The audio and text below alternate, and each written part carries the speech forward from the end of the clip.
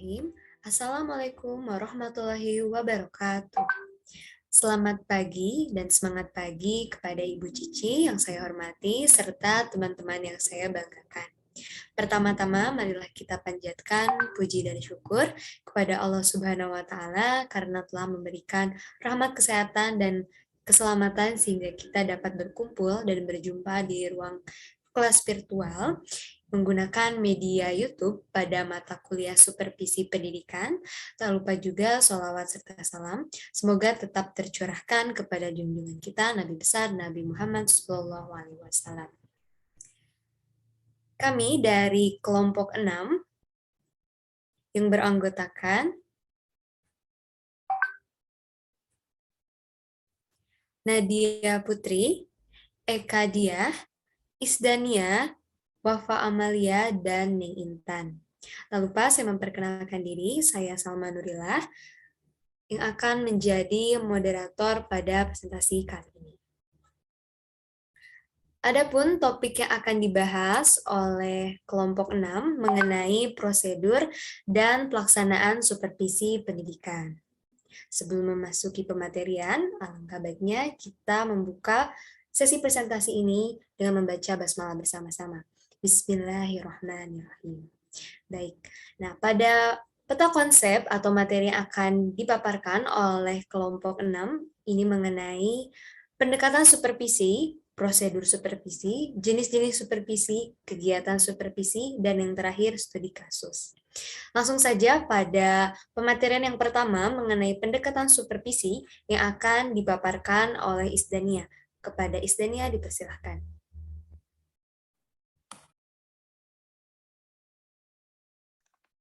Baik, terima kasih atas kesempatannya moderator. Di sini saya akan membahas tentang pendekatan supervisi, di mana sebelum membahas tentang pendekatan, maka lebih baik akan dibahas tentang prototipe guru. Prototipe guru ini sangat berkaitan dengan pendekatan supervisi, yang mana terdapat 4 kuadran yang terbagi menjadi kuadran 1, kuadran 2, kuadran 3, dan kuadran 4.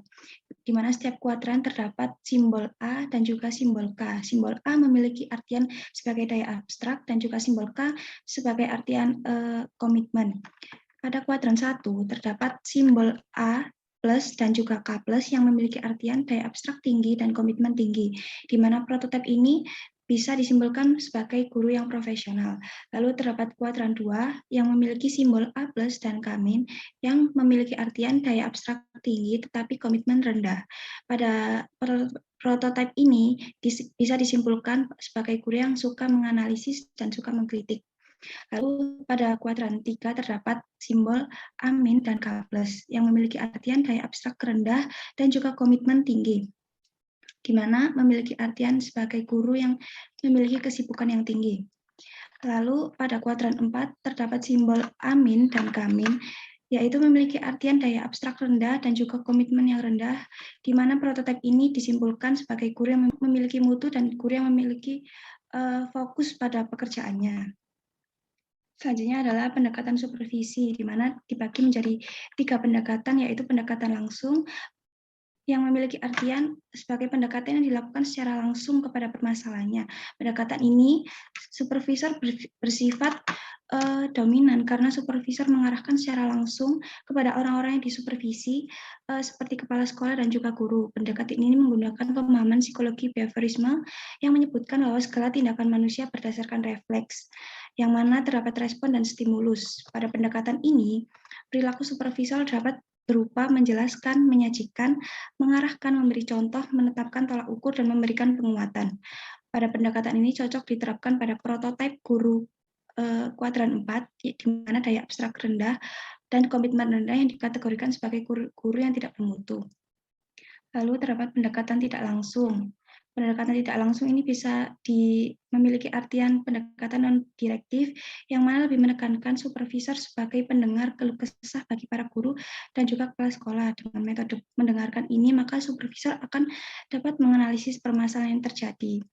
Pada pendekatan direktif ini menggunakan pemahaman psikologi humanistik, yang mana prinsipnya adalah orang yang dibantu akan sangat dihargai. Supervisor akan memberikan bimbingan kepada guru, kepada kepala sekolah dan juga guru dengan mendengarkan segala problematika yang mereka alami dan berusaha untuk menginterpretasikan atau pencarian solusi atas permasalahan mereka.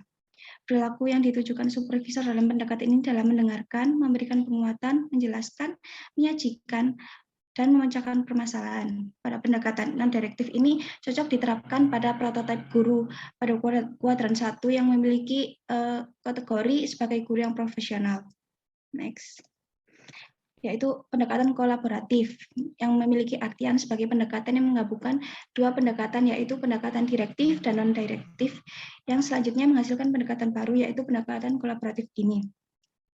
Pada pendekatan ini juga antara supervisor dengan yang disupervisi atau kepala sekolah dan guru ini sama-sama bersepakat untuk menetapkan struktur, proses, dan kriteria dalam proses pencakapan atas masalah yang sedang dihadapi. Pendekatan ini dilakukan dengan dua arah, yaitu dari atas ke bawah atau top down, dan juga bawah ke atas atau down up. Karena pendekatan ini menggunakan pemahaman psikologi kognitif yang menyebutkan bahwa belajar merupakan hasil paduan dari kegiatan individu dengan lingkungan yang mana akan mempengaruhi pembentukan aktivitas individu. Pada pendekatan ini cocok diterapkan pada guru yang terletak pada kuadran 2 yang memiliki artian sebagai guru yang suka mengkritik, dan juga pada kuadran 3 yaitu guru yang memiliki kesibukan. Sekian presentasi saya kembalikan ke moderator. Baik, terima kasih kepada Isdania atas pemaparannya. Akan kita lanjutkan ke pematerian yang kedua, akan memaparkan mengenai prosedur supervisi yang akan dipaparkan oleh Eka dan Nadia. Kepadanya dipersilakan. Baik, terima kasih atas waktunya, moderator. Di sini saya akan menjelaskan prosedur supervisi pendidikan yang dibagi menjadi 4 macam. Yang pertama yaitu ada tahapan perencanaan. Nah, tahapan pertama sebelum melakukan upaya peningkatan kualitas guru adalah dengan melakukan perencanaan yang bertujuan supaya pelaksanaan kegiatan pengawasan atau supervisi dapat terarah. Dalam proses ini, seorang supervisor akan melakukan penyusunan dokumen perencanaan yang berkaitan dengan pengembangan kualitas guru. Ada beberapa hal yang harus dipikirkan oleh seorang supervisor, yakni yang pertama yaitu adalah apa tujuan dari supervisi pendidikan, yang kedua, kenapa kegiatan supervisi ini harus dilaksanakan, yang ketiga, siapa saja yang akan melakukan kegiatan tersebut, yang keempat, kapan waktu pelaksanaan, dan yang kelima, hal-hal apa saja yang diperlukan dalam melaksanakan proses tersebut. Nah, dalam perencanaan ini terdapat 2 tahapan. Pertama ada tahapan penyusunan dan tahapan persiapan. Nah, tahapan penyusunan merupakan tahapan awal yang dilakukan seorang supervisor di mana hal tersebut berkaitan dengan kegiatan apa yang akan dilakukan dan menggunakan apa, serta siapa saja yang akan terlibat dalam hal tersebut. Tahapan yang dimaksud adalah tahapan penyusunan program tahunan. Nah, langkah-langkah yang dilakukan oleh supervisor dalam melakukan kegiatan penyusunan program tahunan terdiri dari 5 langkah. Yang pertama adalah menganalisis atau mengidentifikasi kegiatan pengawasan sebelumnya beserta kebijakan sebelumnya. Pada tahapan ini, seorang supervisor akan melakukan analisis atau menandai beberapa program sekolah yang berhasil dan tidak berhasil pada pengawasan sebelumnya. Nah, kemudian yang kedua adalah tahapan pengelolaan pengawasan. Setelah tahapan menganalisis, tahapan berikutnya adalah pengelolaan, di mana seorang supervisor akan bertugas untuk melakukan analisis dan pengelolaan data pada kegiatan pengawasan sebelumnya dengan menggunakan kriteria tertentu dalam mengelola data tersebut, di mana ada beberapa kegiatan pengelolaan supervisor yang terdiri dari 4 macam. Yang pertama yaitu adalah pengelompokan masalah berdasarkan kriteria ruang lingkupnya. Yang kedua, melakukan analisis lebih rinci dan detail terhadap masalah yang pernah dihadapi. Yang ketiga, melakukan pencarian faktor penyebab permasalahan tersebut. Dan yang keempat adalah memberikan solusi atau pemecahan permasalahan. Kemudian yang ketiga adalah merumuskan rancangan program tahunan. Nah, dalam perumusan rancangan program tahunan yang telah dibuat berdasarkan kriteria sekolah dengan mempertimbangkan sistematika yang logis dan dapat diukur keberhasilan dan ketidakkeberhasilannya, di mana kriteria yang dimaksud adalah kelengkapan, komplimen atau isi, dan ketetapan perumusannya. 4. Mengkoordinasi rancangan program. Seorang supervisor akan melakukan koordinasi dengan beberapa orang yang berkepentingan seperti Kepala Dinas Pendidikan Kota atau Kabupaten untuk mendapatkan masukan dan dukungan secara legal dan administrasi. Yang terakhir adalah melakukan pemantapan dan penyempurnaan rancangan program. Seperti yang telah saya sebutkan tadi, dalam perencanaan ada 2 tahap. Yang pertama tahap penyusunan dan yang kedua adalah tahap persiapan. Nah, tahap persiapan itu ada 3 langkah. Yang pertama adalah instrumen supervisi. Nah, instrumen supervisi, seperti yang teman-teman bisa lihat, kami telah menampilkan salah satu contoh instrumen dari perencanaan kegiatan pembelajaran. Kemudian yang kedua adalah materi pembinaan, seperti memberikan materi tentang pendekatan dan teknik supervisi yang tepat guna untuk meningkatkan kualitas guru. Dan yang terakhir adalah data supervisi dari pembinaan sebelumnya.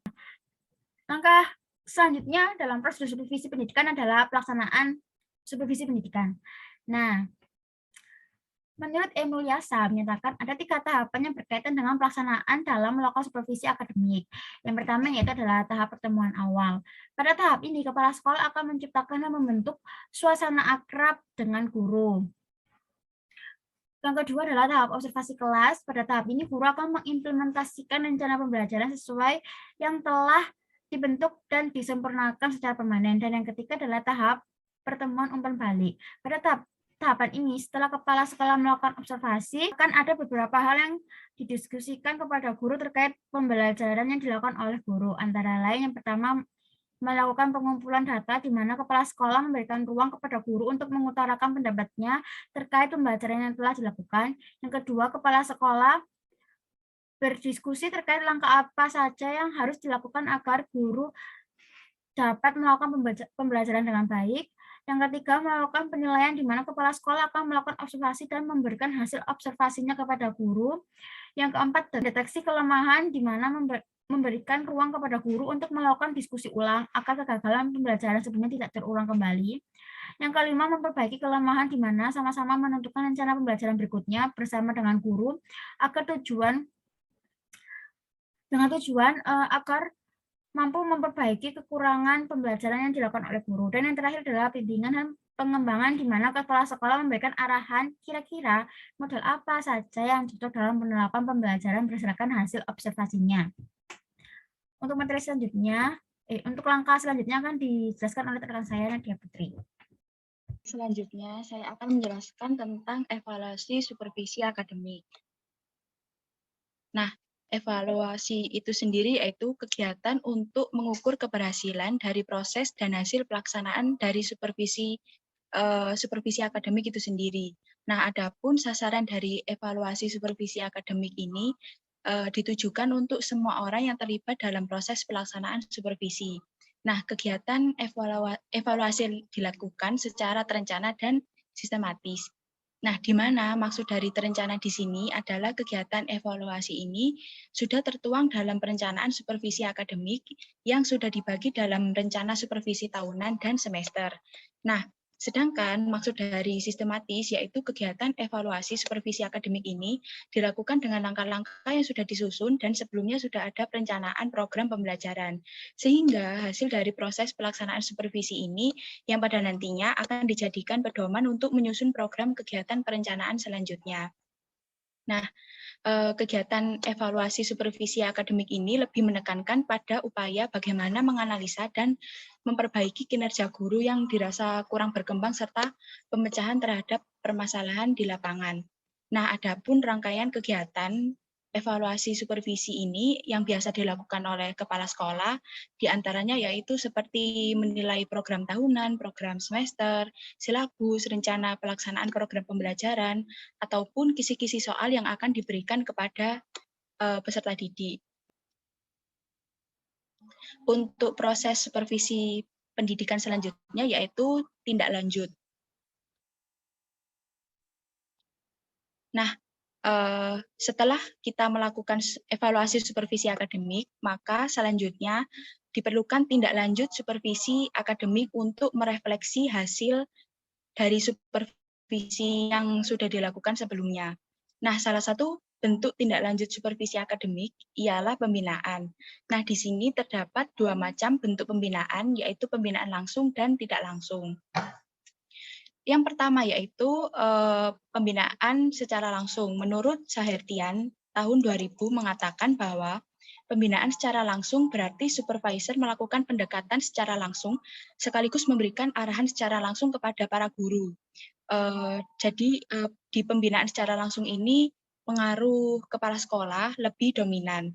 Nah, dalam kegiatan pembinaan langsung ini yang dilakukan oleh kepala sekolah setelah observasi pembelajaran selesai, biasa disebut dengan pertemuan pasca observasi. Nah, pada pertemuan pasca observasi ini, kepala sekolah harus memberikan umpan balik kepada guru dengan tujuan agar guru lebih mengembangkan lagi perilaku dalam melaksanakan proses pembelajaran. Nah, dari adanya umpan balik ini, tujuannya yaitu agar tercipta komunikasi yang nyaman serta kepala sekolah bisa memberikan kesempatan kepada guru agar memperbaiki kinerja guru dalam hal kegiatan belajar mengajar. Kemudian yang kedua ada pembinaan tidak langsung. Nah, di sini pembinaan tidak langsung ini dalam lebih menekankan kepada hal-hal yang bersifat ke umum yang pada dasarnya membutuhkan perbaikan dan perhatian setelah mendapatkan hasil analisis supervisi. Menurut Sahertian tahun 2000, sikap yang harus diterapkan seorang supervisor dalam melakukan pendekatan tidak langsung yaitu seperti harus bisa menjadi pendengar yang baik, memberikan kekuatan, mampu menjelaskan serta mampu menyajikan, dan yang terakhir yaitu mampu memecahkan masalah. Jadi intinya di sini diperlukan penyusunan rancangan program tindak lanjut terlebih dahulu. Nah, adapun penyusunan program tindak lanjut ini diawali dengan melakukan analisis kebutuhan guru terlebih dahulu. Analisis kebutuhan ini dilihat dari berdasarkan analisis hasil supervisi akademik guru yang sebelumnya telah dilakukan. Menurut Afriansa 2019, kegiatan menganalisis kebutuhan ini dapat dilakukan dalam beberapa tahapan. Yaitu di sini terdapat 7 tahapan. Yang pertama yaitu mengidentifikasi kebutuhan. Nah, di sini mengidentifikasi kebutuhan yaitu terkait masalah pembelajaran dan perbedaan apa saja yang ada di antaranya yaitu seperti pengetahuan, keterampilan, serta sikap yang dimiliki oleh seorang guru dan yang seharusnya dimiliki oleh guru. Dari perbedaan tersebut kemudian dikelompokkan, kemudian disintetiskan, serta diklasifikasikan untuk menentukan jenis kegiatan tindak lanjut selanjutnya. Kemudian yang kedua yaitu ada mencatat prosedur-prosedur untuk mengumpulkan informasi tambahan. Nah, di sini informasi tambahannya yaitu seperti tentang pengetahuan, tentang keterampilan, dan sikap yang dimiliki oleh guru. Kemudian yang ketiga yaitu mengidentifikasi serta mencatat kebutuhan khusus pembinaan keterampilan pembelajaran guru. Kemudian yang keempat ada menetapkan jenis pembinaan keterampilan pembelajaran guru. Yang kelima yaitu menetapkan tujuan pemilihan jenis pembinaan. Kemudian yang keenam ada mengidentifikasi dukungan lingkungan serta hambatan-hambatan yang ditemuinya. Kemudian yang ketujuh yaitu mengidentifikasi tugas manajemen yang dibutuhkan untuk melaksanakan tindak lanjut hasil supervisi ini. Baik, terima kasih kepada Nadia atas pemaparannya. Lanjut, mengenai jenis-jenis supervisi akan dipaparkan oleh Neng Intan. Kepada Neng Intan, dipersilakan. Baik, terima kasih kepada moderator. Nah, dalam kesempatan ini saya akan menjelaskan mengenai jenis-jenis supervisi pendidikan. Seperti yang kita ketahui sebelumnya, bahwasannya supervisi pendidikan ini merupakan suatu layanan di mana layanan tersebut memberikan bantuan kepada pendidik, dalam hal ini guru, baik itu secara personal maupun tim, di mana hal tersebut itu berguna untuk memperbaiki proses pembelajaran dan mengembangkan menuju arah yang lebih baik. Nah, dalam kajian ini, supervisi pendidikan itu terbagi menjadi 3 jenis. Yang pertama ada supervisi umum. Nah, dalam supervisi umum ini dilakukan terhadap suatu aktivitas-aktivitas ataupun pekerjaan secara tidak langsung berhubungan dengan usaha perbaikan pengajaran. Nah, contohnya tuh seperti supervisi terhadap kegiatan pengelolaan dan pembangunan sarana dan prasarana, terus juga pengelolaan pembangunan dan perlengkapan sekolah maupun kantor-kantor pendidikan, dan lain sebagainya. Nah, lalu selanjutnya ada supervisi pengajaran. Nah, supervisi pengajaran ini dilakukan pada suatu kegiatan kepengawasan yang ditujukan untuk memperbaiki kondisi, baik itu personil maupun material, di mana hal tersebut itu yang memungkinkan terciptanya situasi belajar mengajar yang lebih baik, tentunya demi tercapainya tujuan pendidikan. Nah, supervisi pengajaran ini biasanya lebih mengutamakan kegiatan observasi, bagaimana proses kegiatan belajar mengajar itu berlangsung di kelas melalui kegiatan kunjungan kelas. Lalu selanjutnya ada supervisi klinis. Nah, supervisi klinis ini dilakukan melalui proses pelaksanaan yang lebih menekankan pada pencarian sebab maupun kelemahan yang terjadi dalam proses pembelajaran. Nah, di mana hal tersebut itu secara langsung juga mencari solusi bagaimana memperbaiki kelemahan tersebut. Nah, ada beberapa pengertian supervisi klinis, diantaranya saya menurut Richard Waller. Nah, menurut beliau, supervisi klinis ini merupakan suatu supervisi di mana difokuskan pada perbaikan pengajaran dengan melalui siklus yang sistematis, mulai dari tahap perencanaan, pengamatan, maupun analisis intelektual yang intensif terhadap penampilan mengajar sebenarnya, di mana tentunya hal tersebut itu tujuannya untuk mengadakan modifikasi yang rasional. Nah, dalam hal ini sebenarnya supervisi klinis dengan supervisi pengajaran itu memiliki tujuannya yang sama gitu. Kalau misalkan supervisi pengajaran ini lebih berfokus pada masalah yang tampak dalam pembelajaran, itu yang membedakannya. Sedangkan supervisi klinis itu lebih menyentuh pada pengembangan profesi guru, terutama pada aspek kepribadian gurunya. Sekian yang dapat saya sampaikan. Saya kembalikan kepada moderator. Baik, terima kasih kepada Neng Intan atas pemaparannya mengenai jenis-jenis supervisi pendidikan. Akan kita lanjutkan pembahasan selanjutnya, yaitu mengenai kegiatan supervisi yang akan dipaparkan oleh Wafa Amalia. Kepadanya dipersilakan. Baik, terima kasih kepada moderator. Selanjutnya, di sini saya akan memaparkan materi mengenai kegiatan supervisi. Kegiatan supervisi disebut pula sebagai kegiatan mengawasi atau pengawasan. Pengawasan dalam rangka pengembangan di lembaga sekolah baik adanya, karena dengan adanya pengawasan atau supervisi diharapkan lembaga pendidikan akan semakin berkembang. Lalu di sini ada beberapa jenis kegiatan supervisi yang biasa dilakukan oleh seorang supervisor, yaitu yang pertama ada research penelitian. Seorang supervisor harus melakukan penelitian mengenai situasi lembaga dan juga karyawan-karyawan yang berada di bawahnya. Kegiatan supervisi ini bertujuan supaya supervisor dapat merumuskan problem melalui data yang ada selama ini. Dengan cara ini, supervisor dapat mengumpulkan berbagai fakta dan opini sebagai bahan pertimbangan. Kegiatan supervisi ini dapat dilakukan dengan berbagai teknik, misalnya observasi, wawancara, dan angket. Lalu, jika data telah terkumpul, supervisi dapat menggunakan data tersebut untuk melakukan pengolahan data yang biasanya dibantu dengan perhitungan statistik. Setelahnya, supervisi dapat menarik kesimpulan mengenai bagaimana keadaan sebenarnya dari situasi yang ada di lembaga tersebut. Lalu yang kedua ada evaluation atau penilaian. Setelah berhasil melakukan penelitian, supervisi wajib melakukan evaluasi atau penilaian secara kooperatif dengan karyawan yang ada di bawahnya. Lalu yang ketiga ada improvement atau perbaikan. Tahap evaluasi memungkinkan supervisi mengetahui hal-hal apa yang menjadi kelemahan dan kelebihan di kegiatan masa lalu. Melalui hal ini, supervisi dapat melakukan perbaikan yang bertujuan untuk mendapatkan hasil yang lebih baik ke depannya. Tahap improvement dalam supervisi mencakup bersama-sama mencari cara untuk mengatasi kekurangan atau hambatan-hambatan yang dialami. Yang kedua, bersama-sama mencari jalan mempertahankan yang sudah baik bahkan meningkatkannya agar lebih baik. Lalu yang keempat ada assistance, bimbingan. Supervisi memiliki kewajiban untuk memberikan bantuan dan bimbingan dan penyuluhan kepada karyawan yang ada di bawah jabatannya. Berdasarkan jenis kegiatan ini, supervisi bertugas untuk menyediakan waktu dan tenaganya untuk membantu mengadakan perbaikan, mengikhtiarkan sumber-sumber baik, sumber-sumber material maupun personil, serta menunjukkan jalan ke arah perbaikan, lalu memberi bimbingan dan penyuluhan ke arah perbaikan situasi. Lalu yang terakhir ada cooperation atau kerjasama. Selain memberikan bantuan, salah satu kegiatan supervisi adalah menciptakan iklim kerjasama dan gotong royong secara kekeluargaan di antara supervisor dan supervise atau orang yang disupervisi. Mungkin cukup sekian dari saya kembalikan lagi kepada moderator. Terima kasih. Baik. Terima kasih juga kepada Wafa yang telah memaparkan materinya. Dilanjutkan kepada pembahasan yang terakhir mengenai studi kasus. Ini akan dipaparkan oleh Nadia. Kepada Nadia dipersilahkan.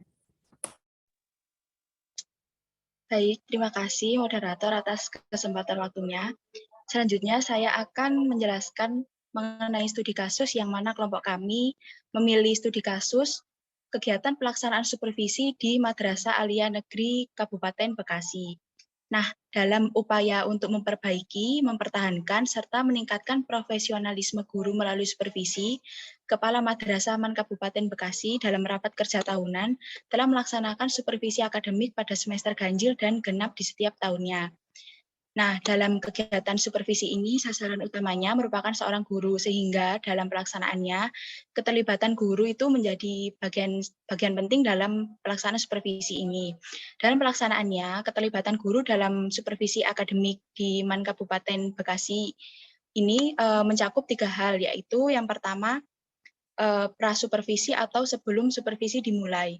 Nah, di dalam prasupervisi ini, guru yang akan disupervisi harus mempersiapkan segala perangkat pembelajarannya. Kemudian yang kedua, terdapat supervisi berlangsung. Nah, pada saat supervisi berlangsung ini, seorang guru harus terlibat dalam proses kegiatan belajar mengajar seperti biasanya. Namun bedanya, guru ini akan dimonitoring atau akan diawasi secara langsung oleh supervisor yang sedang melaksanakan tugasnya. Kemudian yang ketiga ada pasca supervisi.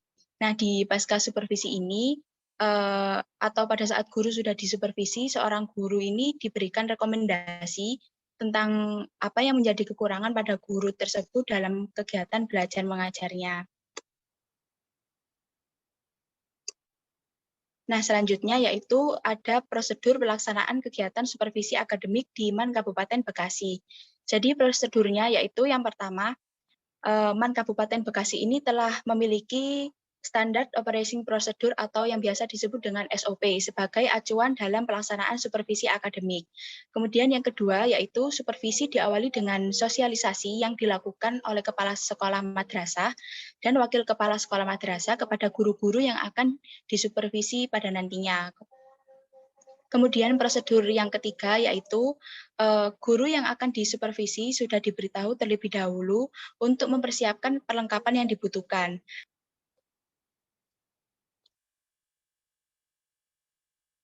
Baik, di sini bisa kami simpulkan dari contoh studi kasus di atas, pelaksanaan program supervisi akademik sudah berjalan dengan cukup baik. Hal ini diindikasikan dengan keterlibatan guru secara berkesinambungan. Nah, keterlibatan guru dalam pelaksanaan supervisi ini sangat penting sekali dimulai dari tahap perencanaan supervisi, tahap pelaksanaan supervisi, serta tahap hasil dari supervisi itu sendiri. Karena di sisi lain juga tujuan dari adanya pelaksanaan supervisi ini tidak lain dan tidak bukan yaitu untuk meningkatkan profesionalitas dari seorang guru tersebut. Sekian presentasi dari kelompok kami, saya kembalikan kepada moderator. Terima kasih. Baik. Terima kasih kembali kepada Nadia yang telah memaparkan mengenai studi kasus supervisi pendidikan. Nah, baiklah teman-teman, kita telah mendengarkan pemaparan materi dari kelompok 6 mengenai prosedur dan kegiatan supervisi pendidikan. Nah, bagi teman-teman yang mungkin masih bingung dan ada yang ingin ditanyakan, boleh dituliskan di kolom komentar di YouTube. Dan juga untuk teman-teman yang ingin memberikan tanggapan berupa tambahan atau sanggahan, boleh juga dituliskan di kolom komentar di bawah ya. Jangan lupa untuk subscribe dan juga untuk like video ini. Sekian pematerian yang bisa disampaikan oleh kelompok 6. Nah, demikian rangkaian diskusi dan presentasi kita pada hari ini. Saya sebagai moderator mohon maaf atas kekurangannya dan terima kasih untuk perhatiannya. Wabillahi taufiq wal hidayah. Wassalamualaikum warahmatullahi wabarakatuh.